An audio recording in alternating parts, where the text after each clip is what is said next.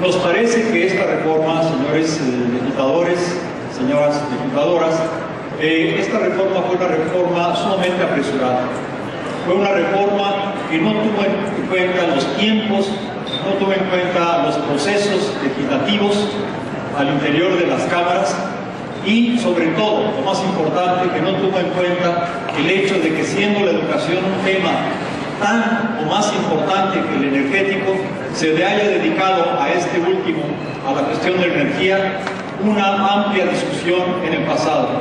Y en el caso de la educación, apenas en unos cuantos días se tomó una decisión sumamente trascendente, la de modificar el artículo 3º constitucional en una dirección también que es digna de comentarse. Segundo lugar, el segundo punto es que hemos buscado, a través de los documentos que se presentan públicamente por parte de la Secretaría de Educación Pública, un diagnóstico detallado y preciso que nos indique cuáles son las bases de esta reforma. No lo hemos encontrado y lo que nos parece es que esto es sumamente grave. Emprender toda una reforma a un artículo constitucional y emprender toda una reforma a un sistema educativo tan amplio y complejo, uno de los más grandes de América Latina, sin tener siquiera la base de un punto de referencia diagnóstico que describa e interprete y analice de manera detenida y detallada y desde varias perspectivas a qué se debe la situación tan grave por la que atraviesa la educación mexicana. Ese documento, ese análisis no existe por lo que nosotros sabemos. Y esa es una carencia muy importante, porque abre paso entonces al hecho de que por un lado se establezcan referentes de la reforma que evidentemente no son el fondo de esta reforma, como el hecho de que el ballester esté o no esté en la cárcel, como el hecho de que sea o no una cúpula corrupta. Ese no puede ser el único punto o el principal punto de arranque de una reforma constitucional. Pero por otro lado, también una cuestión sumamente grave es el hecho, nos parece, de que este vacío de un diagnóstico, este vacío de un análisis, se llena entonces a partir de los análisis, de las reflexiones y de las recomendaciones que se hacen desde organismos empresariales, muy en concreto mexicanos primero, y desde organismos internacionales que solo en los recientes años comienzan a incursionar en el terreno de la educación, pero que son totalmente ajenas a ella, como la Organización para la Cooperación y el Desarrollo Económicos, ni siquiera el desarrollo educativo. En ese sentido, nos parece que es muy grave, porque en una forma de privatización muy sutil, muy importante, es el hecho de que en una nación los puntos de referencia que tiene el Estado para determinar sus políticas educativas ya no surgen del propio Estado, no surgen de la propia nación y no surgen de todos los habitantes, de todos los sectores del país. Sobre todo, no surgen de los maestros y de los estudiantes, de las comunidades, de los padres de familia, sino que estamos ante una situación en donde el planteamiento, las recomendaciones son claramente derivadas de estas organizaciones. En el 2008, por ejemplo, se firmó un acuerdo entre el Gobierno de México y la Organización para la Cooperación y el Desarrollo Económico. Y en su recomendación número 8, ahí se señalaba que los maestros que tuvieran un persistente bajo desempeño deberían de ser separados de su cargo. Y ahora en la ley, o en la propuesta de ley general del Servicio Profesional Docente, en el artículo 48 de ese borrador, como le queramos llamar, aparece precisamente un itinerario de evaluaciones, 3 evaluaciones, que al culminar en términos insatisfactorios según este examen, desembocarían entonces en el despido del maestro. Dice Quien no alcance un resultado suficiente en la tercera evaluación que se le practique será separado del servicio público sin responsabilidad para la autoridad educativa o el organismo descentralizado según corresponda. Por si hubiera alguna duda de cuál es el significado final de esta reforma. En tercer lugar, nos parece que esta propuesta de reforma es una receta, una medicina contraproducente. La calidad, que es ahora parte del artículo 3 constitucional, es un concepto, una palabra vacía, en el sentido de que podemos encontrar múltiples interpretaciones respecto a qué exactamente es eso de la calidad. Ve uno, por ejemplo, en las calles un anuncio que dice que calidad es poder ver todas las fotos al mismo tiempo. Nos dice un reglamento de la Secretaría de Educación Pública que calidad es un concepto químico. Se habla de tiempo de calidad para referirse al que se gasta con la familia. Y el problema con esto, de que cada quien puede definir la calidad como quiera, o en el momento que considere conveniente cambiarlo, es que entonces el término calidad sirve para todo y para nada. Si vemos detenidamente en los hechos qué ocurre con el término calidad, lo que vemos es que se refiere al logro académico. Y el logro académico se mide en términos de los resultados de una prueba, la prueba enlace. Entonces se nos está diciendo algo tremendo, que es que la calidad es saber contestar bien los exámenes. Cuando, si se lee el resto del artículo 3 constitucional, se encuentra uno con una definición de cuál debe ser la formación que deben tener los habitantes de este país, los niños y jóvenes especialmente. Ahí se habla de que debe ser solidaria, de que debe ser democrática, de que debe ser científica, de que debe estar orientada a las necesidades nacionales, de que debe procurar el bienestar general. Se nos habla de que debe respetar los derechos humanos, la pluralidad de las culturas, etcétera, etcétera, etcétera. En el artículo 7 y 8 de la Ley General de Educación se plantea también con toda claridad cuál es la formación que deben tener los niños y jóvenes mexicanos. Y sin embargo, la prueba enlace dice sencillamente que lo importante en la formación de los niños y de los jóvenes es español y matemáticas. Reducir a 2 disciplinas todo el proceso de formación de los niños es ir en contra directamente del tercero constitucional.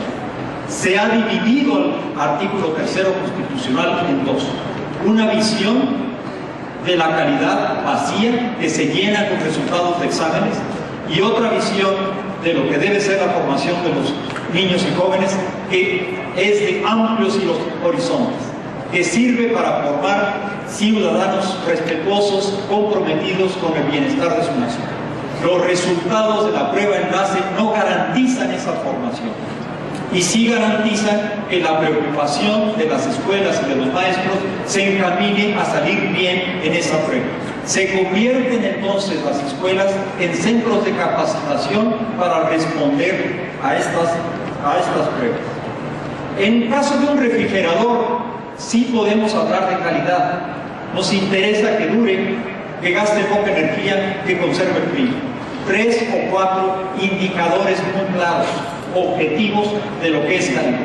Pero cuando un concepto industrial se transfiere al terreno educativo, el problema que tenemos entonces es simple y llanamente que 3 o 4 indicadores no reflejan la complejidad, la amplitud de miras de la educación para formar mexicanos, los que necesita un país en guerra, en violencia, en desempleo, que es el que tenemos hoy.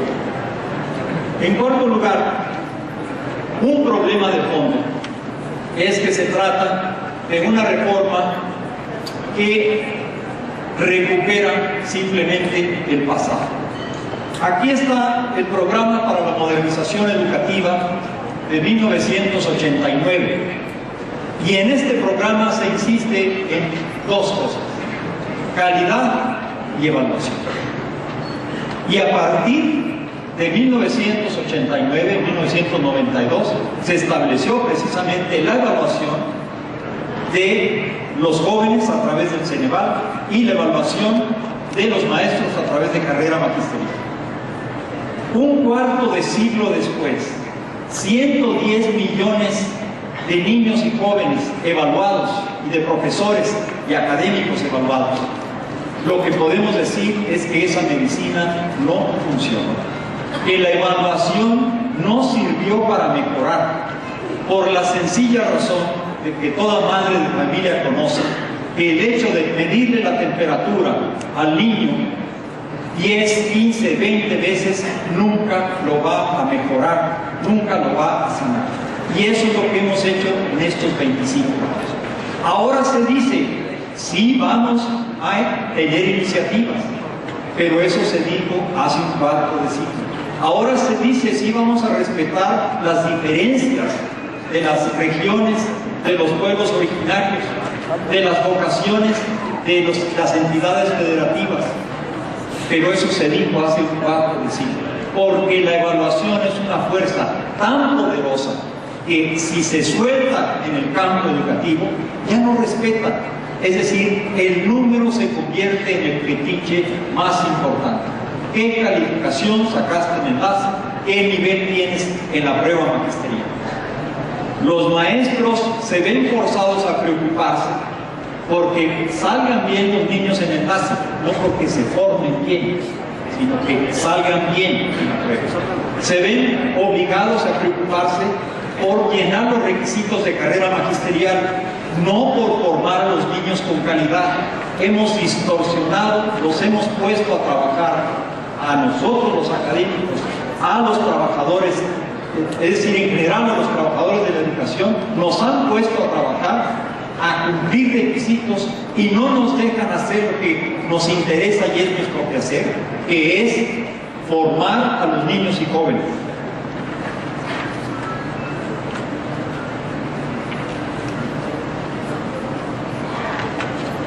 En quinto lugar, se trata de una reforma sumamente agresiva contra los maestros, contra los trabajadores de la educación.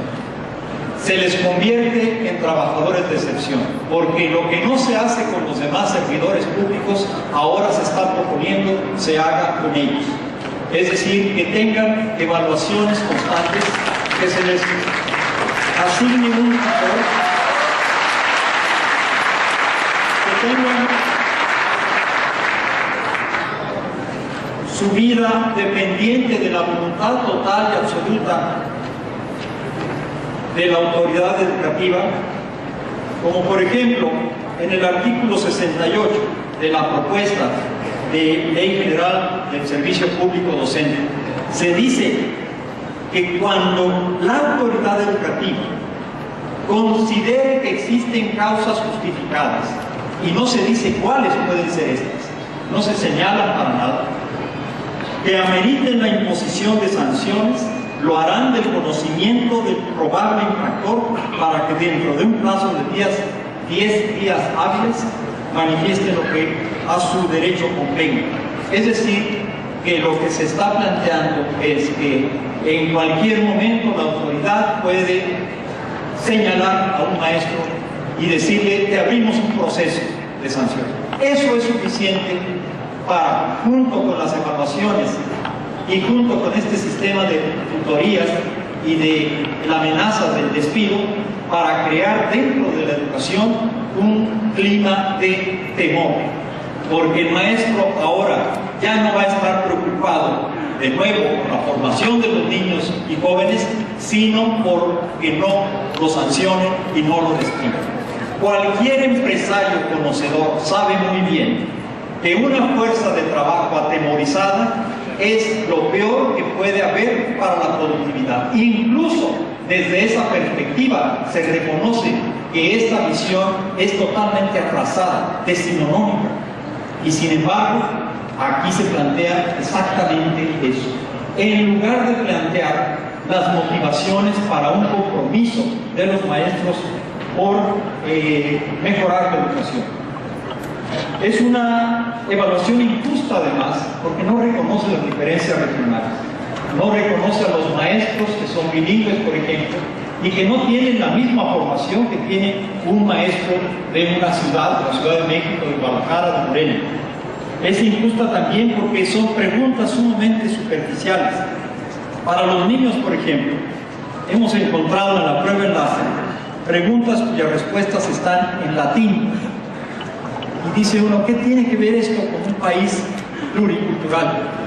Hemos encontrado preguntas donde se les inquiere acerca de qué sugerencias harían para mejorar el metro, refiriéndose al sistema de transporte colectivo, cuando en cientos de miles de comunidades y poblados de este país no existe un sistema de transporte, ya no digamos subterráneo.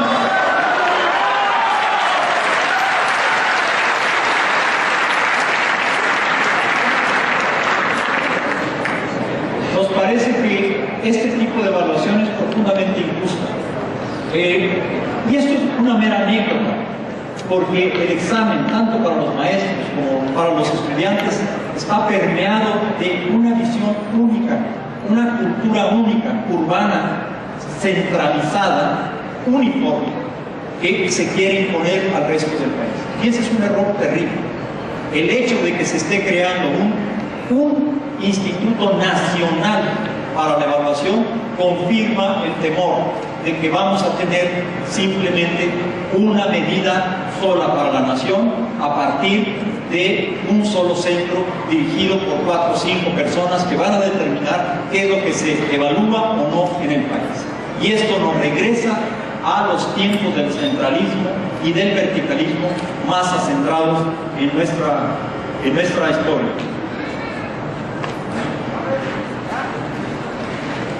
Es también una evaluación, la del concurso de oposición, que excluye a quienes el mismo Estado forma para ser maestros. Una contradicción radical. Te formo en una escuela de Estado con prácticas pedagógicas, con los antecedentes históricos de la educación, para finalmente darle la plaza a quien puede contestar preguntas de confusión múltiple, como le llaman, 88 preguntas de confusión múltiple, que no pueden jamás compararse con la profundidad de la formación que en una reformada, profundamente reformada escuela normal pueden adquirir los maestros de México. Escuelas normales que son centros de investigación, escuelas normales que preparan con un excelente nivel a los docentes. Eso es lo que necesitamos en el país, pero eso es un proceso que hay que hacer con los normalistas mismos.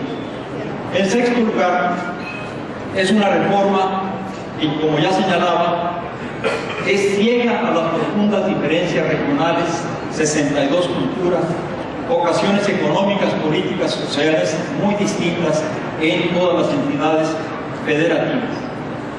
Se habla del INE como un instituto público y autónomo, y se pregunta uno, si es autónomo realmente y ya está apoyado por la Constitución, ¿por qué se sigue aplicando por parte de la SEP la prueba enlace? ¿Por qué se va a aplicar la evaluación universal? ¿Es o no la autoridad educativa que señala la propuesta de reglamentación? ¿O qué es finalmente el INE? Quisiera concluir de la siguiente manera. Primero, ante este proceso precipitado que ha sido la reforma educativa, me parece que es importante el replantear lo que se ha hecho hasta este momento. Esto puede ser por la vía de una derogación de esta reforma constitucional, pero también por la vía de porque somos conscientes de los problemas políticos, pero también puede ser por la vía de una moratoria, de tal manera que, en segundo lugar, podamos hacer un diagnóstico a fondo, al estilo de estos foros, con documentos preparados por estudiosos, que hagan propuestas. La coordinadora, por ejemplo, tiene una propuesta de la educación que necesitan los mexicanos. Así habrá otra propuesta. Así tendremos que discutir de cara unos a otros, viéndonos la cara, qué hacer con la educación de este país. Pero eso no se puede hacer. No se puede hacer en este foro, por ejemplo, porque si empezamos a discutir la educación que se requiere en este país, al mismo tiempo va a estar avanzando la reforma, la aprobación de las leyes secundarias, y eso vicia el proceso. Es decir, no hay la posibilidad política de hacer un diagnóstico si no se va a poder tener en cuenta a la hora de aprobar las leyes, porque estas van a estar aprobadas ya en agosto, según es el calendario. En tercer lugar, hay que tener una definición clara del propósito de la educación. Tenemos que hablar de gratuidad, tenemos que hablar de una verdadera y profunda autonomía, una que permita que en las entidades federativas, en las regiones, se pueda definir dentro del marco nacional de una sola educación cuáles son los proyectos educativos más importantes, cómo responder a las necesidades de esa región. No podemos enseñarles a los niños a responder preguntas en latín, porque eso no resuelve su problemática. Lo que lo resuelve es una educación que responda a esas necesidades. Cuarto, una reforma positiva, no asentada en la cultura del shock, del temor. En 1920, 1930, los maestros de este país demostraron que si hay un proyecto muy claro de emancipación del pueblo mexicano a través de la educación, los maestros están dispuestos a ser torturados e incluso perder la vida con tal de defender ese proyecto. Pero ahora nos encontramos en una paradoja, que los maestros se ven obligados a resistir a un proyecto que no es propio, que no lo ven como del pueblo, de los hombres y mujeres que constituyen la mayoría de este país de una mitad de pobres, y por eso la resistencia. Entonces, podemos aprovechar el potencial, el dinamismo que tiene, el compromiso que han demostrado en historia los profesores, si tenemos un proyecto que se construya juntos. Finalmente, estamos hablando, como ya se decía, no de un solo proyecto nacional. Estamos hablando de un marco nacional en donde puedan darse distintos proyectos a nivel regional, a nivel de entidad federativa, que son la base fundamental de la cohesión de una nación como esta.